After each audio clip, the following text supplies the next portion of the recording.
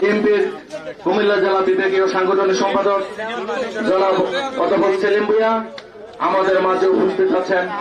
আমাদের প্রিয় মানুষ, আমাদের অভিভাবক জনাব আলহাজ মনিরুল হক চৌধুরী সাহেব আমাদের মাঝে উপস্থিত আছেন।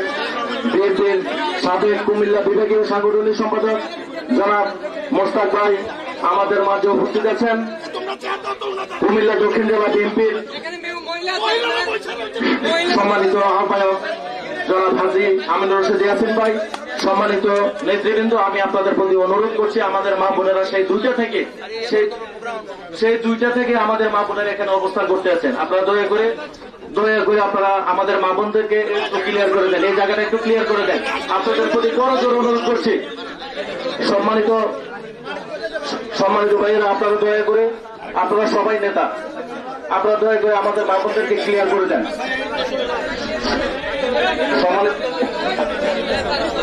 আসসালামু আলাইকুম মা বোনেরা,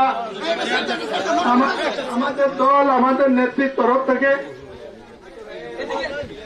আমি আপনাদের কাছে ক্ষমা চাইছি।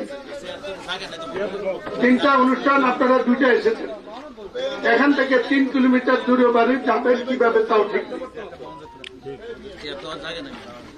আমাদের নেতা যিনি এসেছেন দীর্ঘ 9টি বছর শেখ হাসিনা নির্যাতনের শিকার হয়ে গুম হয়ে ভারতে এসেছিলেন।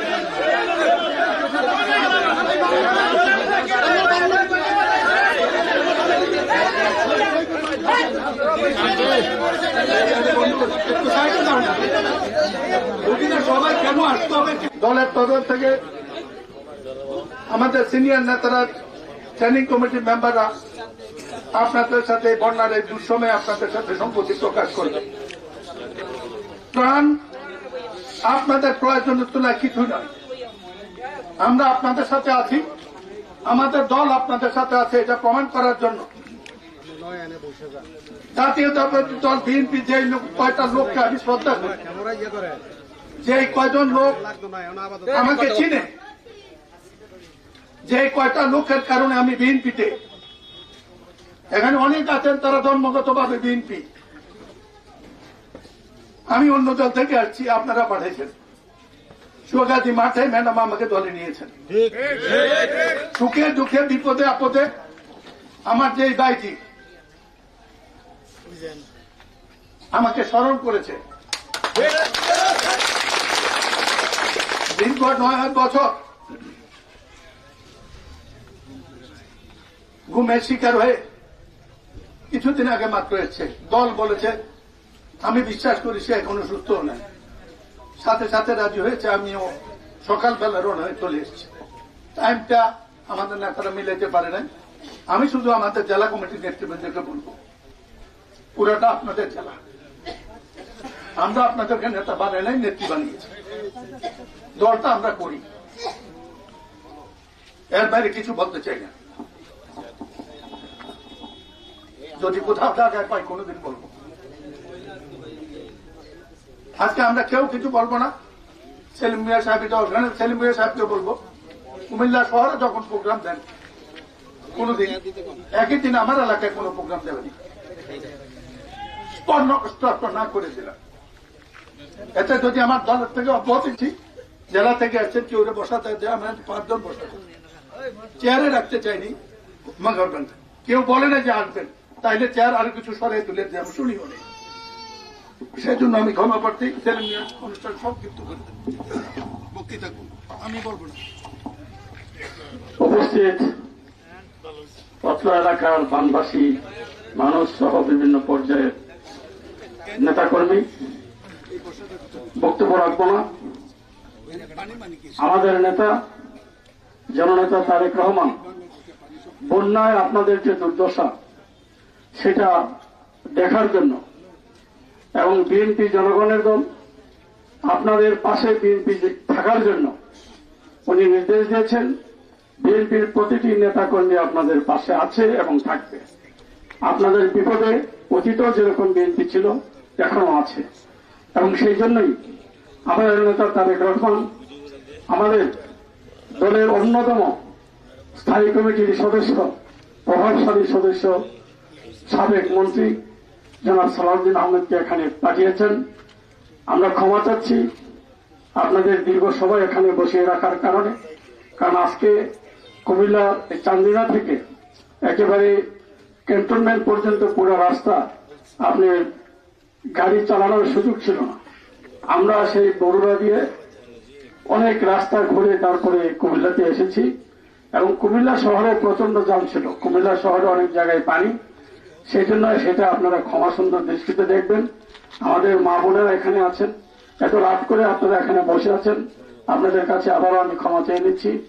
আপনাদের এই যে বন্যায় আপনারা সাহস হারাবেন না, আপনারা যত অসুবিধায় থাকুন না কেন, আমরা বিএনপির পরিবার আপনাদের সাথে অতীতের মতো এবারও থাকব। আমাদের নেতা তারেক রহমান আপনাদের অভাব অভিযোগ সেটা উনি নিজে থেকেই বুঝেন বলে আজকে একজন প্রভাবশালী সদস্যকে এখানে পাঠিয়েছেন স্থায়ী কমিটি আপনাদের এই দুর্দশা সচক্ষে দেখার জন্য। মনিরুল হক চৌধুরী সাহেব আপনাদের প্রিয় লোক, এখানে একটি আপনার এখানে একটি আপনার যে ইফতার পার্টি হয়েছিল, হাজার হাজার জনগণ এখানে ছিলেন, এবং আপনারা আমাদের নেতা তারেক রহমানের বক্তব্য শুনেছেন। ইফতারের দিকে আপনারা কোনো কর্ণপাত করেননি। ঠিক একইভাবে ইয়াসিন ভাইও সেটা আবার দক্ষিণে এরকম একটি বড় ইফতার পার্টি করেছিল।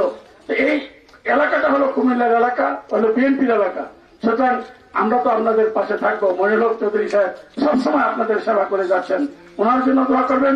আমি আর কথা না বাড়িয়ে আমি বক্তব্য রাখার জন্য বোনের সাথে অনুরোধ করছি আমাদের বিএনপি স্থায়ী কমিটির অন্যতম সদস্য সাবেক মন্ত্রী জনাব সালাউদ্দিন আহমেদকে। জনাব সালাউদ্দিন আহমেদ।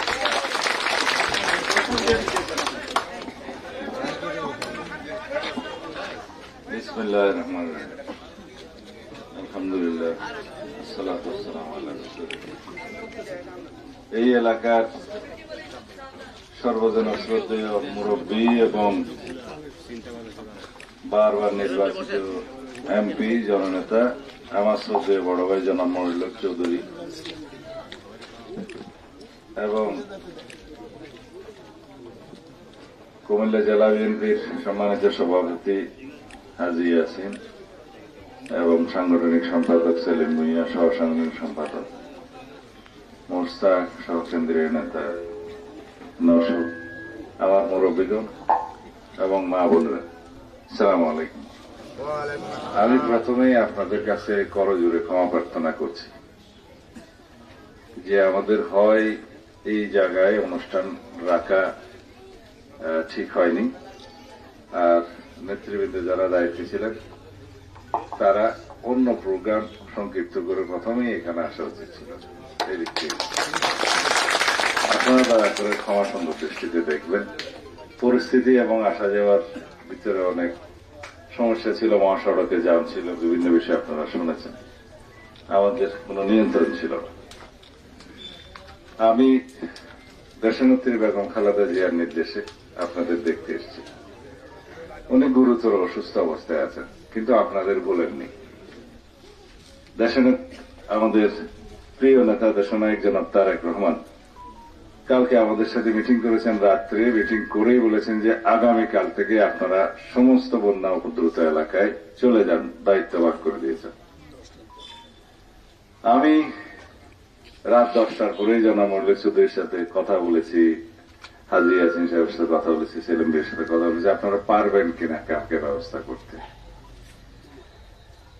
উদ্দেশ্য একটা, আমরা আপনাদেরকে ত্রাণ দিয়ে কতটুকু সহযোগিতা করতে পারবো জানি না, কিন্তু এইটুকু জানি আমরা ক্ষমতায় থাকি বা না থাকি, আমরা বানবাসী মানুষের পক্ষে, দুস্থ মানুষের পক্ষে সবসময় এসে দাঁড়াই। আমাদের দল বাংলাদেশ জাতীয়তাবাদী দল বিএনপি শহীদ রাষ্ট্রপতি জিয়াউর রহমানের সময় থেকে, প্রতিষ্ঠাকালীন সময় থেকে এদেশের অসহায় দরিদ্র দিনহীন মানুষের পাশে উনি সশরীরে যেয়ে দেখা করে থাকতেন। উনি প্রতিনিয়ত সমস্ত গ্রামে গ্রামে পল্লী এলাকায় পায়ে হেঁটে শত শত মাইল মানুষের সাথে মোলাকাত করে হ্যান্ডশেক করে দেশের মানুষের হৃদয় জয় করেছেন। আমরা তার দল করি, দেশনেত্রী বেগম খালেদা জিয়ার দল করি। আপনারা আজকে 5 কেজি 10 কেজি 15 কেজি চাল পাবেন, কিছু অর্থ পাবেন, আমরা দেব একটু সামান্য নামমাত্র, কিন্তু এর একটা মাহাত্ম্য আছে যে আমাদের সমস্ত নেতা কর্মী যাদের সামর্থ্য আছে তারা যেন এটা অনুসরণ করে প্রত্যেক দুস্থ পরিবার এবং মানুষের পাশে দাঁড়ান। আপনারা সেটার অনুপ্রেরণা, উৎসাহ, সাহস যোগানোর জন্য আমরা এসেছি। আজকে আমরা এখান থেকে অন্য জায়গায় যাব, ওখান থেকে ঢাকায় চলে যাব, কিন্তু এটা মনে করবেন কেন্দ্র থেকে আমরা আপনাদের পাশে থাকবো। আমাদের সমস্ত সহযোগিতা, সহায়তা, আর্থিক এবং সমস্ত ত্রাণ আমরা আপনাদের কাছে পৌঁছে দেবো ইনশাআল্লাহ। এবং বন্যা পানি চলে যাওয়ার পরেও এখানকার সবচেয়ে অভিজ্ঞ এবং সিনিয়র নেতা হিসাবে জনাব মনিরুল চৌধুরী পুনর্বাসনের ব্যবস্থাও আপনাদের করবেন, আমরা সহযোগিতা করব। এবার আসি দুইটা রাজনীতির কথায়।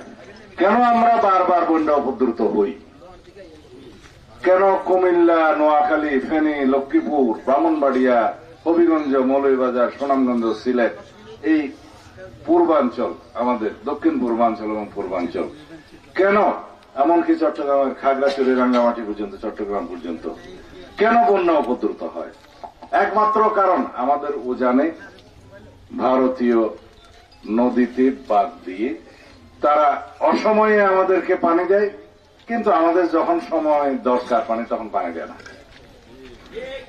এখন এই বন্যা হয়েছে, এটাকে ইংরেজিতে বলে ফ্লাশ ফ্লাড, বাংলায় কি বলবে মনিরুল চৌধুরী ভাই আমি বলতে পারতেছি না। এটা মানে ওখান থেকে যে পানিগুলো আমাদেরকে উপচে পড়া পানি, এই উপচে পড়া পানি বাংলাদেশের এই অঞ্চলগুলো এমন ভাবে উপদ্রুত করে। কালকে আমি ওনার সাথে কথা বলছিলাম যে আমার বয়স 75-এর বেশি হবে, আমি এই স্মরণকালে কখনো এত বেশি পানি কখনো দেখিনি।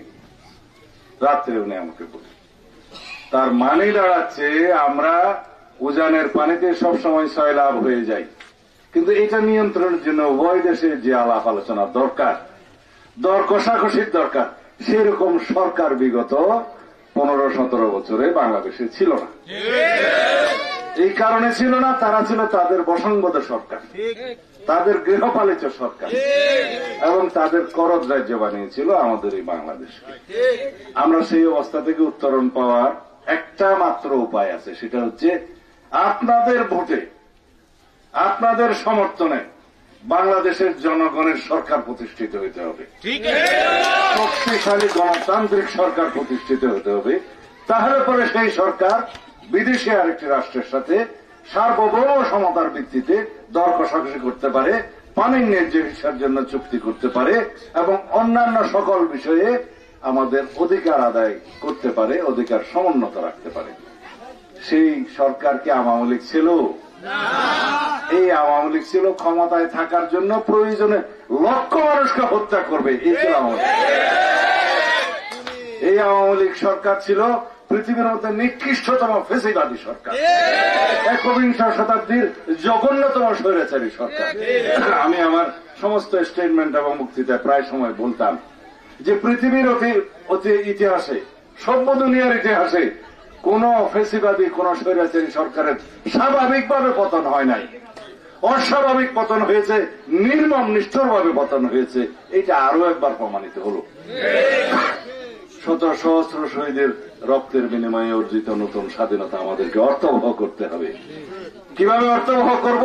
প্রকৃত গণতান্ত্রিক রাষ্ট্র হিসাবে আমাদের সকল অধিকার, সকল মানবাধিকার, গণতান্ত্রিক অধিকার, সাংবিধানিক অধিকার যেন জনগণ ভোগ করতে পারে, সেরকম একটি রাষ্ট্র বিনির্মাণ করতে হবে। আর সেরকম রাষ্ট্র বিনির্মাণ করতে গেলে দল, মত, জাতি, ধর্ম, বর্ণ নির্বিশেষে সবাইকে এক বাংলাদেশি পরিচয়ে ঐক্যবদ্ধ হয়ে বাংলাদেশের কোনদিন যাতে আর ফেসিবাদের উৎপত্তি না হয়, এই শেখ হাসিনার মতো স্বৈরাচার যাতে কোনদিন বাংলাদেশের মানুষের সামনে আসতে না পারে, সেই রকম একটা গণতান্ত্রিক রাষ্ট্র প্রতিষ্ঠা করতে হবে ঐক্যবদ্ধভাবে। সেই জন্য আমি অন্তর্বর্তীকালীন সরকারকে আহ্বান জানিয়েছি, দ্রুত রাজনৈতিক সরকার প্রতিষ্ঠার ব্যবস্থা নিন। দ্রুত গণতান্ত্রিকভাবে একটি সুষ্ঠু নিরপেক্ষ নির্বাচনের মাধ্যমে একটি রাজনৈতিক সরকার প্রতিষ্ঠার ব্যবস্থা নিন। যৌক্তিক সময়ের মধ্যে আপনারা সেই পদক্ষেপ গ্রহণ করুন। তাহলে পরে এই দেশের মানুষ এখন যে স্বাধীনতার স্বাদটা অনুভব করছে সেটা প্রকৃতভাবে বাংলাদেশে প্রতিষ্ঠিত হবে। আপনারা কি এটা বিশ্বাস করেন? তাহলে ইনশাআল্লাহ আপনারা রাস্তার মধ্যে আন্দোলন চালু রাখবেন মানুষের পক্ষে। অভ্যন্তরীণ ষড়যন্ত্র হচ্ছে, হিন্দু ভাইদেরকে বোঝানো হচ্ছে তোমরা নির্যাতিত, এরকম একটা ভাব দেখাও না, এই ষড়যন্ত্র এখানে হবে না। বোঝানো হচ্ছে বাইরের শক্তি বাংলাদেশে অস্থিতিশীল পরিস্থিতি সৃষ্টি করার জন্য বহু তালবাহানা করবে। সুতরাং রাস্তায় আপনারা রাজপথ দখলে থাকবেন, আন্দোলন অব্যাহত রাখবেন। আন্দোলন শেষ হয় নাই।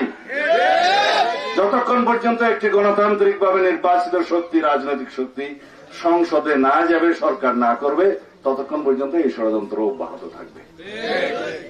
আমরা বহিঃশক্তির ষড়যন্ত্র মোকাবেলা করব ইনশাআল্লাহ।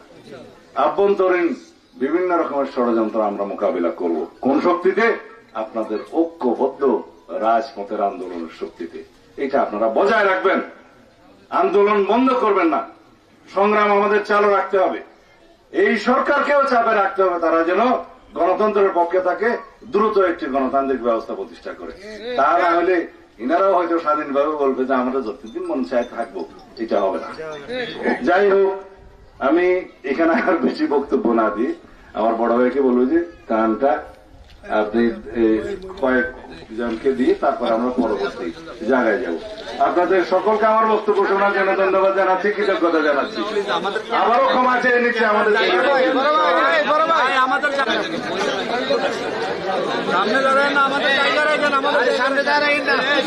আমাদের আজকের মাননীয় প্রধান অতিথি এবং জনতা পরবর্তী সাহেব ত্রাণ বিতরণ করবেন এখন ধৈর্য সহকারে সকলে। আর 2 পাশ শেষ করে দেন ভাই, আপনি একটু পিছন, ভাই একটু পিছন, একটু ভাই একটু পিছন না রে ভাই, পিছন আপনারা আমরা ধৈর্য সহকারে এক এক করে সিরিয়ালে আচ্ছা ত্রাণ গ্রহণ করেন। আমাদের আজকের মাননীয় প্রধান অতিথি যিনি দীর্ঘ 80 বছর ইন্ডিয়াতে গুম করে রেখেছিল ইন্ডিয়ান সরকার, তিনি ফিরে এসেছেন, আল্লাহর কাছে আমরা শুকরিয়া জানাই। সদর দক্ষিণ উপজেলা বিএনপির পক্ষ থেকে আমাদের আজকে মাননীয় প্রধান অতিথির কাছে কৃতজ্ঞতা জানাচ্ছি আমাদেরকে সময় দেওয়ার জন্য।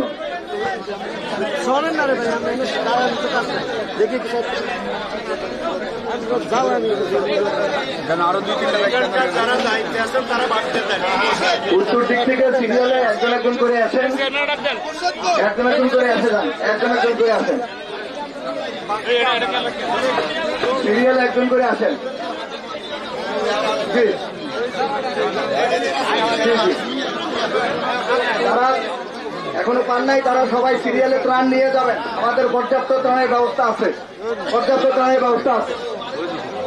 আমাদের আজকের অনুষ্ঠানে সম্মানিত উপস্থিতি, আমাদের প্রধান অতিথি, আমাদের প্রধান বক্তা, বিশেষ অতিথি, আপনারা একটু জায়গা করে দেন। মা বোনেরা, আমাদের প্রধান অতিথি, আমাদের অভিভাবক,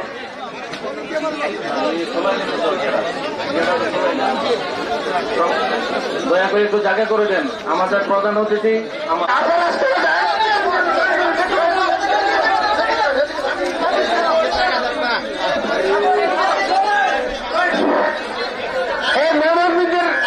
সবাই সারিবদ্ধ দাও।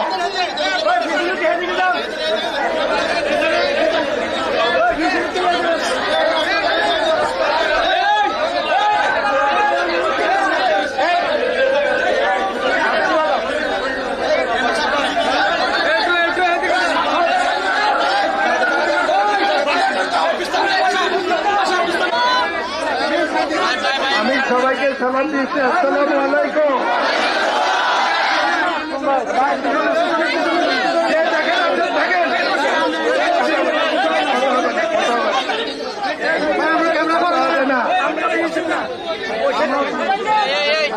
প্রথমে আমি আমাদের দলের তরফ থেকে আমাদের নেত্রী দেশনেত্রী বেগম খালেদা জিয়ার তরফ থেকে, ভারপ্রাপ্ত চেয়ারম্যান তারেক জিয়ার তরফ থেকে আমি ক্ষমা চেয়ে নিচ্ছি। আমরা আপনাদেরকে যে সময়টা দিয়েছিলাম সেই সময়টায় আমরা উপস্থিত হতে পারি না। কারণ হলো এই মহিলাদেরকে দেখতে চান তো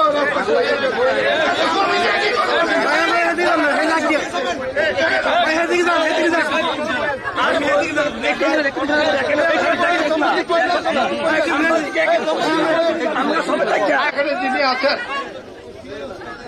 আমাদের দলের স্ট্যান্ডিং কমিটি মেম্বার, ওনার নাম শুনছেন আপনারা?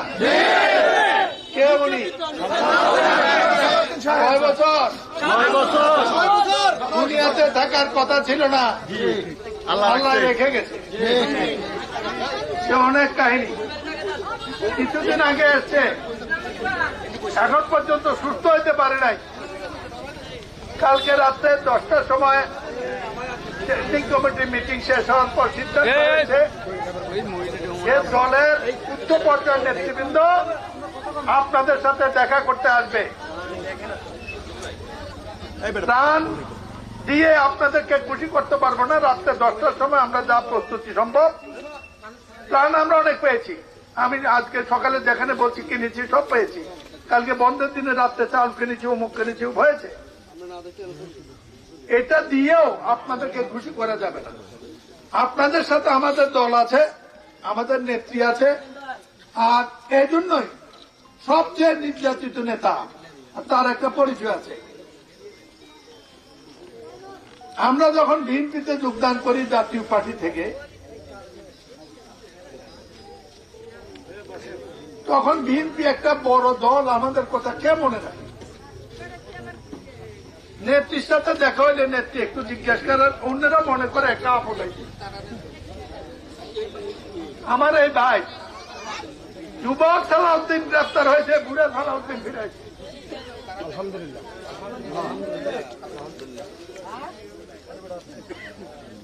এর জবাব যাবে কিনা একটু অভিযোগও করে নাই। আমি 2 দিন তার সাক্ষাৎকার শুনেছি, কোন অভিযোগের শুন নাই, কোন মেজাজ খারাপ কর না, ঠান্ডা ভাষায় কথাটা বলে। তাকে যখন আমাদের এলাকা আসতে বলছে, আমি মনে করছি রাত্রের মধ্যে আজকে এটা অর্গানাইজ করা উচিত। এখন দক্ষিণে একটা প্রোগ্রাম করে চলে যেতে পারতাম, আপনারা ভাবতাম আপনারা আরো বর্ণাঢ্য করতো, না আসলে মন খারাপ করে। সেই জন্য এত প্রোগ্রামের মধ্যে একটু দেরি হলে আসছে, আপনাদের কষ্ট দেওয়ার জন্য দুঃখিত, ব্যর্থিত। রাস্তার অবস্থা খারাপ ছিল, তারপর প্রোগ্রামটা সঠিকভাবে প্রণয়ন হয়নি, হবে কি করে, শুরুই হয়েছে 10টায়। সুতরাং ইতিমধ্যে আমাদের সাংগঠনিক সম্পাদক সেলিম মিয়া সাহেব, উনি অধ্যক্ষ মানুষ, আমি ছাত্র, তারপরে ওনারা যে গালাগালি করছি, আল্লাহ মাফ করে দিয়ে ভাই সেলিম মিয়া। তারপরে আমাদের আগের সাংগঠনিক সম্পাদক মুস্তাক, সহ সাংগঠনিক কেন্দ্রীয় জেলার বড় নেতা, এটা নেও না।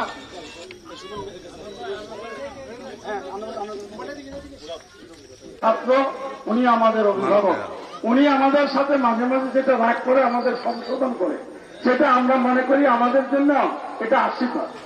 সেখানে আমরা কিছু মনে করি।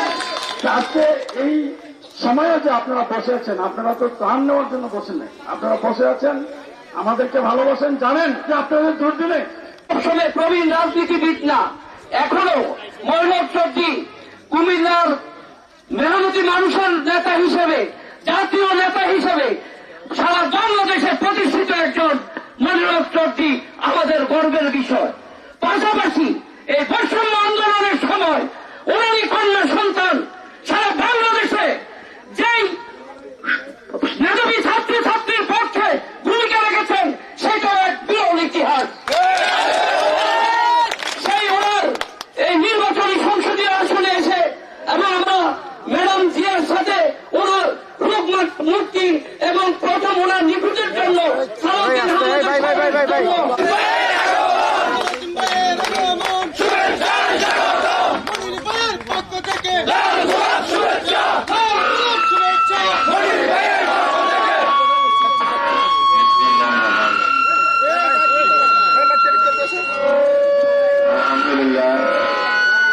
ঠিক আছে।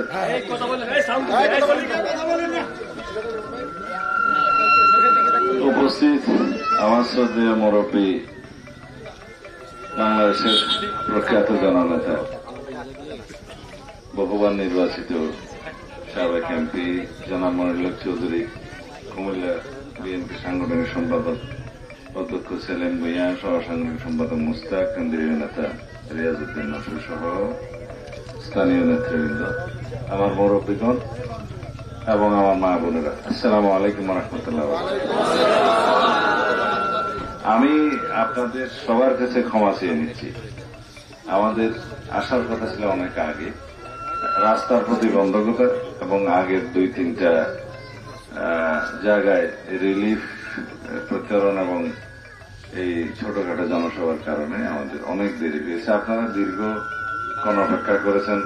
এই রাত 8:30টার সময়ও আপনারা ধৈর্য সহকারে বসে আছেন, সেজন্য আমরা অনেক কৃতজ্ঞ এবং আপনাদের কাছে আবারও ক্ষমা চেয়ে নিচ্ছি। এখানে বক্তব্য আমি দিতে আসি নাই। আমার নেত্রী, দেশনেত্রী বেগম খালেদা জিয়া গুরুতর অসুস্থ অবস্থায়ও আপনাদের কথা ভুলেন নাই।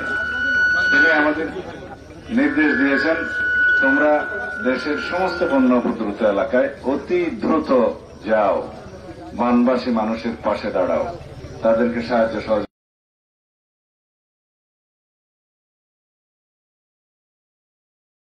সহ পরবর্তীতে পুনর্বাসনের ব্যবস্থা করো এবং সারা দেশের জাতীয়তাবাদী দলের সমস্ত নেতাকর্মী, অঙ্গ সংগঠনের সমস্ত নেতাকর্মী সহ আমাদের সমর্থক সহ সকল সামর্থ্যবান মানুষের কাছে আহ্বান জানাও, তারা যেন এই স্মরণকালের ভয়াবহ বন্যায় আক্রান্ত সমস্ত মানুষের পাশে দাঁড়ায়, সহযোগিতা করে, সাহায্য করে, পরবর্তীতে পুনর্বাসন করে।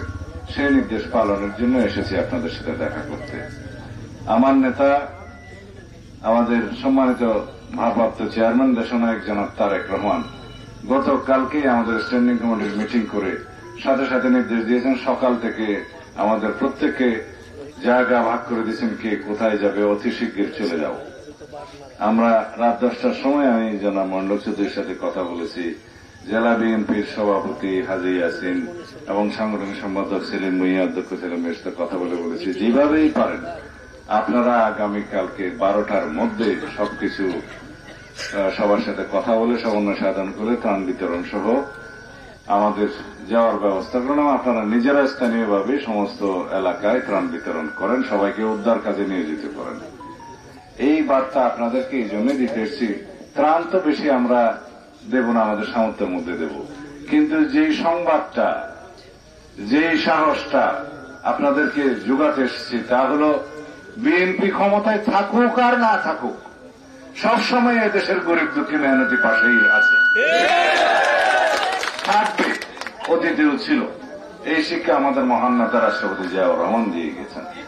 তিনি পায়ে হেঁটে শত শত মাইল ভ্রমণ করে প্রত্যন্ত এলাকায় গ্রামের মানুষের সাথে তিনি কদম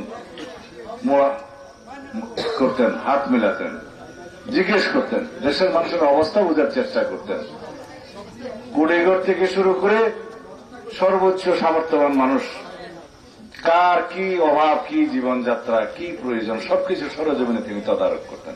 সেজন্য আমরা শিক্ষা পেয়েছি তৃণমূল পর্যায়ে যেতে হবে। আমাদের দলের যে সমস্ত নেতা কর্মীরা ভবিষ্যতে জনপ্রতিনিধি হওয়ার স্বপ্ন দেখেন, তারা তৃণমূল পর্যায়ের সমস্ত জনগণের সাথে সম্পর্ক স্থাপন করেন, তাদের সুখ দুঃখের সাথে পরিচিত হন, এলাকার সমস্যার সাথে পরিচিত হন, তাহলে আপনারা বুঝবেন জনগণ আপনাকে বন্ধু হিসেবে মনে করবে, আপনারা জনপ্রতিনিধি হবেন। যাই হোক, আজকে আমরা কেন বন্যায় আক্রান্ত হয়েছে আপনারা জানেন, অতীতে কেন আমরা বন্যায় উপদ্রুত হতাম আপনারা জানেন। একমাত্র উপচে পড়া ভারতীয় অংশের নদীসমূহের হঠাৎ করে বাঁধ খুলে দেওয়ার কারণে উপচে পড়া পানিতে আমরা উপদ্রুত হই। আমি কালকে রাত্রে বড় ভাই মনিরুল চৌধুরীর সাথে কথা বললাম, ওনার বয়স 75+।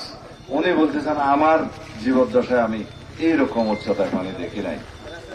স্মরণকালের ভয়াবহ বন্যায় উপদ্রুত হয়েছে কুমিল্লা, বৃহত্তর কুমিল্লার ব্রাহ্মণবাড়িয়া, ফেনী, নোয়াখালী এবং চাঁদপুর, লক্ষ্মীপুর সহ ওদিকে হবিগঞ্জ, মৌলভীবাজার, সিলেট এবং সুনামগঞ্জ। এই পানি আসে ভারতের ওই অঞ্চল থেকে। বাংলাদেশের দক্ষিণ পূর্বাঞ্চল পুরাটা প্লাবিত হচ্ছে যুগের পর যুগ।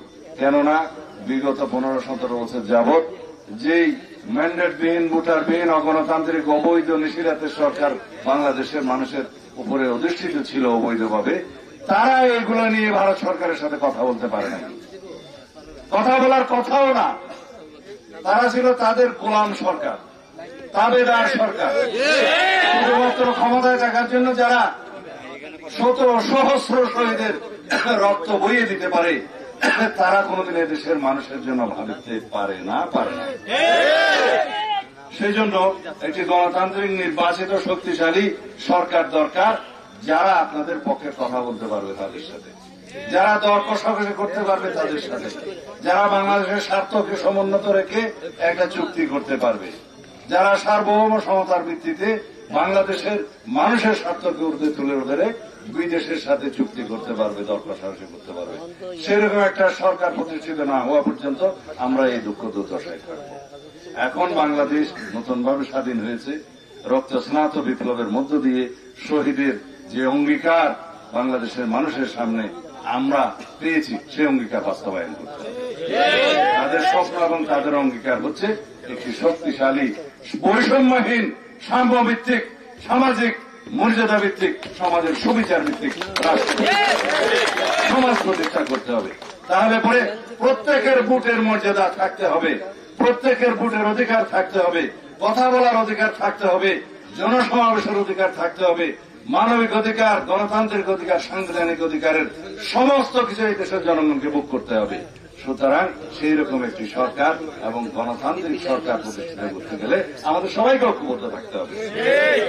আন্দোলন শেষ হয় নাই, শহীদের রক্তদান শেষ হয় নাই, এই আন্দোলন বজায় রাখতে হবে। কেননা বাংলাদেশকে প্রকৃত একটি স্বাধীন এবং সার্বভৌম রাষ্ট্র হিসেবে কার্যকর রাখতে গেলে আমাদের আপনাদের সবাইকে আমাদের অধিকারের বিষয় নিয়ে রাজপথে সোচ্চার থাকতে হবে। আমি আপনাদেরকে এই জন্য এই আহ্বান জানাচ্ছি, নির্বাচন আরো অনেক দূরে, যদি আমরা রাজপথে সরব না থাকি, ভোটাধিকারের জন্য যদি আমরা সংগ্রাম না করি, তাহলে এই অন্তর্বর্তীকালীন সরকারও অগণতান্ত্রিক হয়ে যেতে পারে। সুতরাং আমাদেরকে সোচ্চার থাকতে হবে। বাইরের দেশের ষড়যন্ত্র আছে, আভ্যন্তরীণ ষড়যন্ত্র আছে, বিভিন্ন রকমের ষড়যন্ত্র করে বাংলাদেশকে অস্থির করার একটা পায় তারা এই পতিত ফেসিবাদে হাসিনা বিদেশ থেকে করছে। সজাগ থাকতে হবে যাতে বাংলাদেশের মানুষের সামনে আওয়ামী লীগ নামে কোন শব্দ আর উচ্চারণ,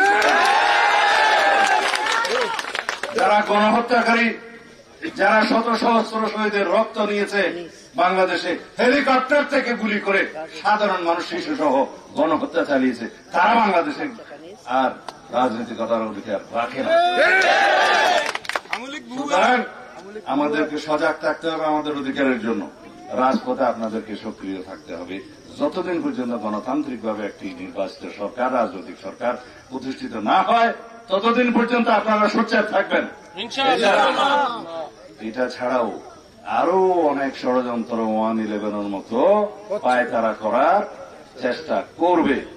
সুতরাং মানুষ যদি সচেতন থাকে, ঐক্যবদ্ধ থাকে, অধিকারের জন্য যদি সবসময় উচ্চকণ্ঠ থাকে, এই সমস্ত ষড়যন্ত্র বাংলাদেশে কখনো বাস্তবায়ন হতে পারবে না। সুতরাং আমি আর এখন 9টা বাজে, আপনার 8:30 বাজে আর কোনো কথা বলবো না, এই আহ্বানটা জানাই।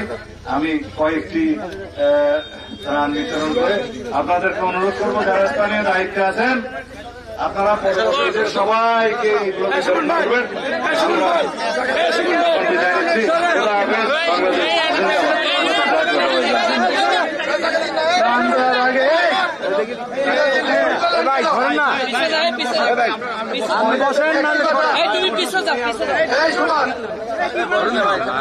কথা শুনেন,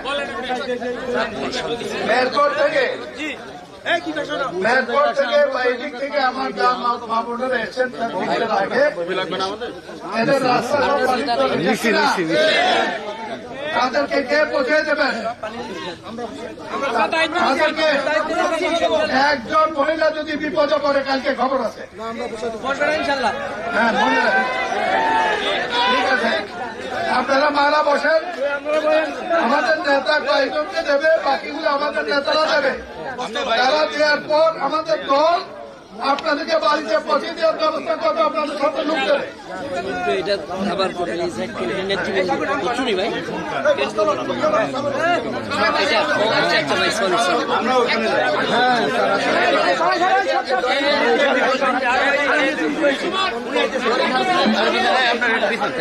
ভাই ভাই পিছন আরো পিছন আরো পিছন আরো পিছন ভাই আরো পিছন আরো পিছন আরো পিছন একটু সরেন না মুরব্বীরা একটু সরেন না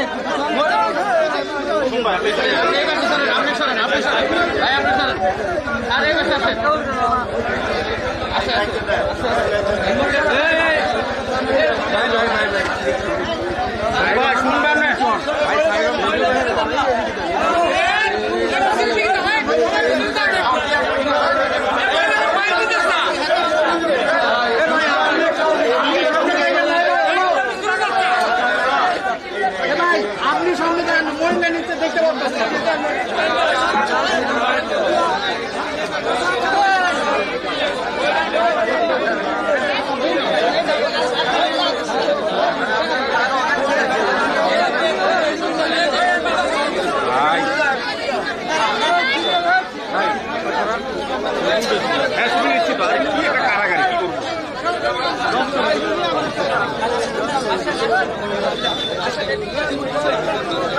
আপনি সরেন না, সামনে দিয়ে সরেন না ভাই। মোবাইল